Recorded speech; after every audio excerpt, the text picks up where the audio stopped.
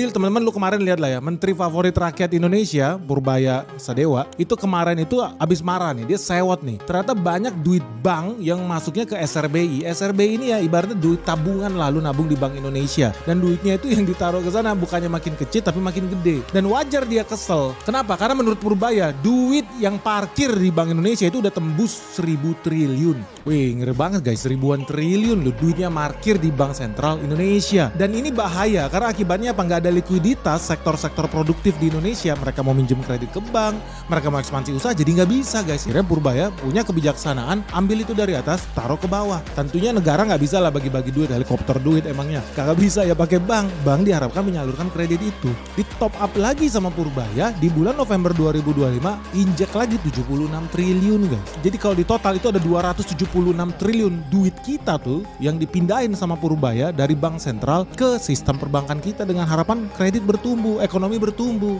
Dilala memang capcay ini bank-bank himbara ini, bank semua. Apa yang terjadi? Ternyata duit yang dikucurkan itu bukannya didistribusikan, dikasih pinjaman ke pengusaha-pengusaha kecil yang ada di Indonesia. Enggak. Terus kemana? Ya lu udah tau lah kemana duit itu. Makanya Purbaya marah. Apa yang terjadi? Dia tarik 75 triliun dari bank-bank pemerintah itu. Karena nggak kepake. Udah dibanding sama bank-bank ini juga nggak becus, banker-banker kita Apa yang terjadi? Duitnya dia tarik. Yang jadi pertanyaan ya, sebelum kita bahas lebih lanjut, lu harus berpikir, kenapa ditarik duit itu yang harusnya ditaruh di sana diinjeksi ke bawah? Kenapa? Ya inget, karena awalnya kita pengen ekonomi kita tumbuh, pengucuran kredit lancar. Tapi ternyata enggak. Data menunjukkan, ini data Bank Indonesia nih, per November 2025, kredit perbankan cuma tumbuh 7% guys. Tumbuh 7%. Padahal targetnya itu sampai 11%. Jadi di bawah standar nih pertumbuhan kredit kita, stunting bisa gue bilang nih. Brengsek memang. Dan lu tahu dong kenapa bisa stunting? Karena ternyata ada ketidaksinkronan kebijakan antara pemerintah eksekutif dan bank setan. Ya maksud gue bank sentral.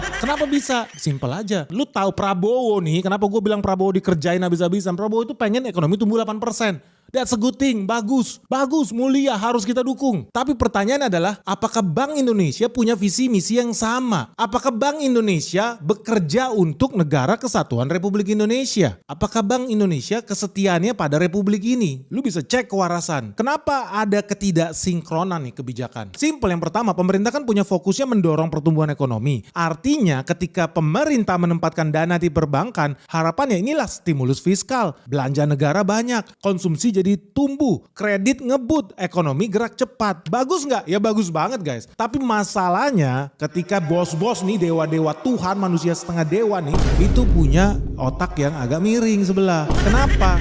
Udah tahu pemerintah mau gaspol, belok kanan. Tapi ternyata lu tahu Bang, karena ternyata duit pemerintah ratusan triliun, by the way itu duit pajak lu ya, makanya lu harus denger video Benix ini, lu harus tonton, lu cermati baik-baik. Kenapa? Karena dana pemerintah yang parkir di bank itu ternyata tidak mengalir ke sektor real, tidak mengalir ke kantong lu, duit pajak lu itu. Tapi dana pemerintah yang masuk ke sistem perbankan malah disetorin ke juragan-juragan, banker-banker itu biar tambah kaya mereka. Lu tambah miskin. Karena bank ternyata lebih memilih nabung duit itu ke SBN lah, ke depositonya Bank Indonesia lah. Bukan disalurkan dalam bentuk kredit. Makanya kredit usaha kita nggak tumbuh seperti harapan. Tumbuhnya di bawah target, cuma 7%. Goblok.